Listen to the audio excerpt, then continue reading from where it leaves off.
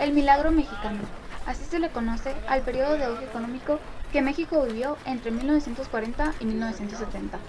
El principio de este periodo que es recordado con tanta nostalgia, por los bailes, la prosperidad y una estabilidad económica que supuestamente era para todos.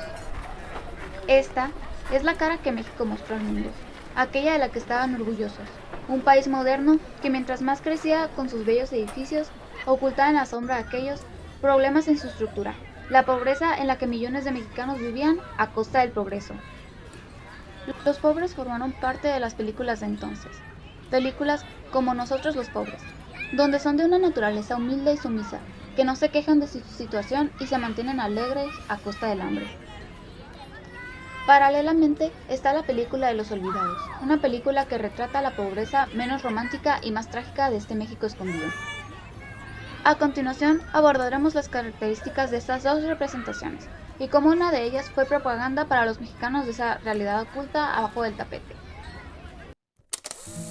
Advertencia.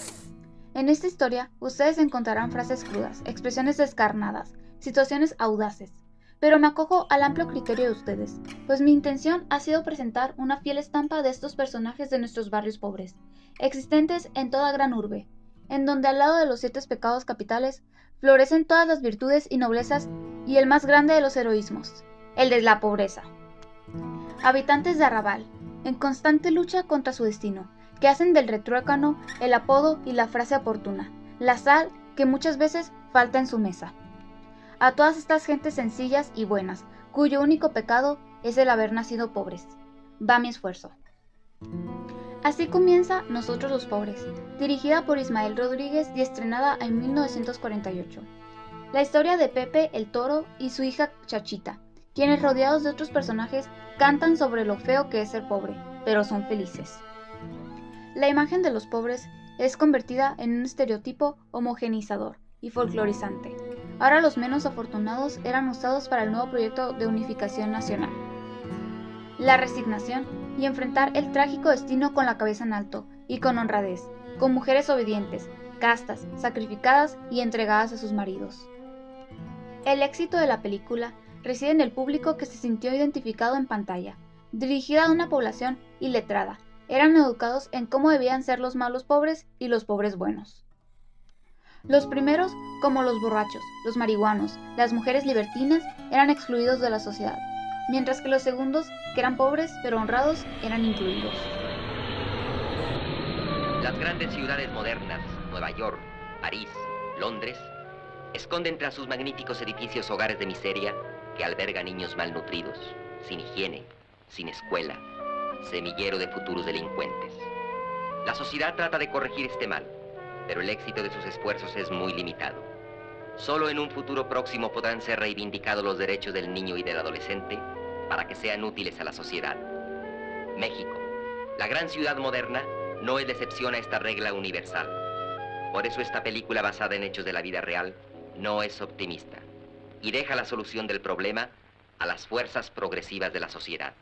Esta es la película de Luis Buñuel, estrenada en 1950. El filme fue censurado por el gobierno mexicano por cómo retrataba a una pobreza nada romantizada y pesimista. Gracias a su reconocimiento internacional, deja de estar censurada en México y es premiada, perpetuando las apariencias que el país quería mantener para el resto del mundo.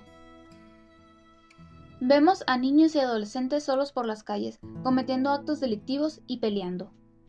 Aquí el pobre no es honrado y no canta sobre lo bonito que es ser humilde.